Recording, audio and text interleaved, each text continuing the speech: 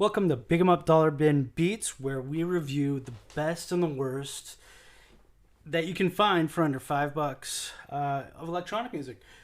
So let's get started. This is our very first all dubstep video. Dubstep's definitely a little bit harder to find under $5. You know, it was a flash in the pan for a lot of people, but I truly love this style, and I love the early proto dubstep stuff. I was super into it. It was just so bass heavy and interesting. I really did fall off as a fan when Skrillex and that style took over, and a lot of the dollar bin stuff is kind of right around that edge or after, and people making true dubstep still to this day.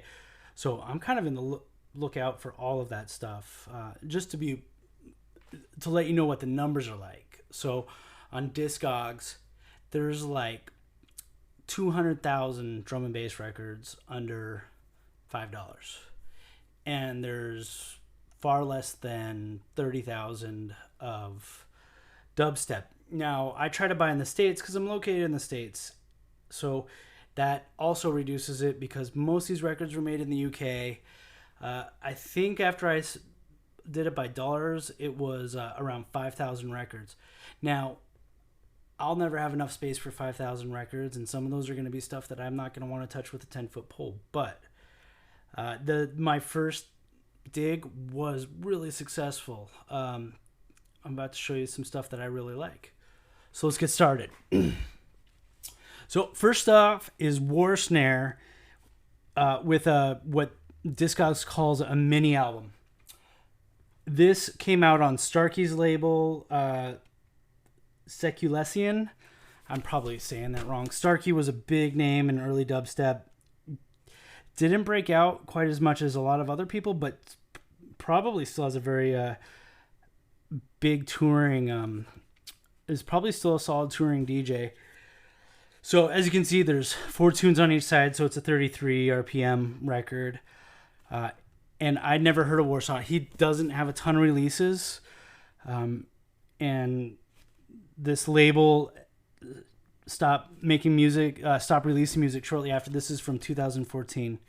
But I gotta say, this record is amazing. It's 8 tunes of super interesting dubstep, grime, experimental, not all 3 on the beat stuff, but all distinctly something that has been that fits into dubstep. I cannot recommend this record enough. I'm actually truly amazed that this doesn't go for more. My guess is the reason it doesn't is because of how late it was released. As in 2014, that was kind of like the dying days of dubstep.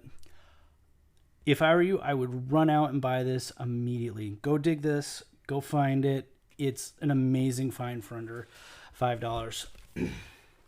Next, we have DZ and Loetech, 2 Canadian dubstep producers that were around even in the early days. I believe DZ is from Vancouver originally, though I could be wrong on that, and I don't remember where Loetech's from. But these guys have been around since 2005, 2006. They early adapters to the sound. And what I found so refreshing about this one was it's heavy and it's dubby, and the bass is huge, and it's got like that proper dubstep beat. This reminds me of all my favorite dubstep. Came out in 2009. I loved both tunes, Issues, and what was the other name of the other one? Good Music. Oh, it came out in 2008 according to this. So run out, grab this if you like dubstep, kind of that early heavy dubby, like truly dubby, influenced by dub music dubstep. Definitely worth a couple dollars. Definitely worth checking out on Discogs. It's a great find, and you can't find this on Spotify, so go out and hunt for it. Next up, we have Skynet. Yes, that Skynet, drum and bass legend, Skynet from Stack and Skynet. His career never has been as big as when he was with Stacka, but he has had a consistent amount of releases since. I know he's worked on movies, film scores, and a bunch of stuff. This was a first release on this label, which I didn't write down, but it was a Skynet specific label. It was released in 2006, which is like early dubstep, grime turning into dubstep days. I mean, there's definitely dubstep before this, but as far as like drum and bass producers that were starting to kind of get on that 140 BPM sound, I don't think I've ever seen anything earlier than this. And it's really great. It's definitely drum and bass influenced, which means that I'm going to like it because I love drum and bass. It's got filtered reeses, even a little wobble, like early proto wobble. The A side is the one that's for me. It's got this filtered reese that kind of builds as it's going up. Once again, Skynet, it should be picked up pretty much on site if it's ever in a dollar bin. I'm going to keep a lookout for his other dubstep releases because this was like a surprise and I loved it. Next, we're kind of getting into what I would consider the end of like prime dubstep days, the area that I started to kind of drift away from it because it just got too poppy, along with like too like heavy metal-y. It was too much based off of American drum, like American heavy metal, those big drops, the stuff that made it really popular. I mean, I'm not hating on that stuff. It's not for me. I'm not the Skrillex, the Excisions, the Claws. They're not for me. But they have their place, and if they can help little kids get into dubstep and drum and bass and start to really pay attention, then I'm all for it. But one of those artists that was kind of like that early sound of really heavy, aggressive dubstep was Rakoon from Germany. And I've got 2 releases here from him. I picked him up because his early stuff was interesting and it was different. One of the things that I loved about kind of this sound of this age of dubstep was everything was not overproduced. In drum and bass, this was like the days of Clips and Pendulum, where everything was hyper-produced, and Zinc, where these guys who are amazing at their craft were perfecting it, but it got too perfect.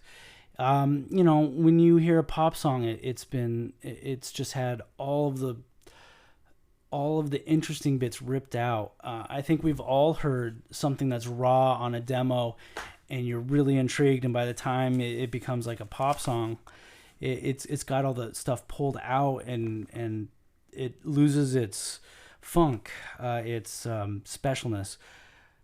So I did pick these up because I wanted to hear some of that early proto heavy shit. And on this first one, actually, to my surprise, Warrior Dub was a truly like dubby sound with the really, really heavy subs. Like those subs where if your cocktail sitting on the bar and you're out at the show, it'd be just slowly moving off. And you'd love it. Barry is kind of that more proto heavy, kind of heavily wobbly wah wah wah wah sound. I really liked Warrior Dub. Barry's got its place too. It's not my favorite, but I'm not hating on it. It probably wouldn't end up in my mix. It's a little too hard. It's a little too wobbly, but I will definitely be including Warrior Dub on one of these dollar bin mixes I'm planning on doing at some point. So keep an eye out for that. Next, we've got, it's the same one. It's Rakoon and Twisted. Now, the Rakoon tune here was a little bit, it's got some twisted, it's got some nice wobble, but it wasn't my tune of this plate. My tune was Twisted Prophecy, because it has that funk. And now it's pushing the limits of what I like in a mid bass, where it's starting to get a bit aggressive for my like. But if this was dropped at the right time, you could just make a crowd go insane. And it's not cheesy, it's not corny, it's not fake, it's not overproduced, and it's not produced to just get that huge reaction at the drop. So both these Dub Bullet recordings, I would recommend picking up. They're definitely worth the under $5. I think I picked both these up for $3.99. So, about $1.50 a tune, which is right about what you're going to get if you were to get them digitally. And you can't find them on SoundCloud. So it's well worth the couple bucks. Make sure to go out, dig some records, find something that you weren't expecting to like, and like it. If you're digging what I'm doing here, like and subscribe, like any other stupid YouTube channel, and let me know. Thanks.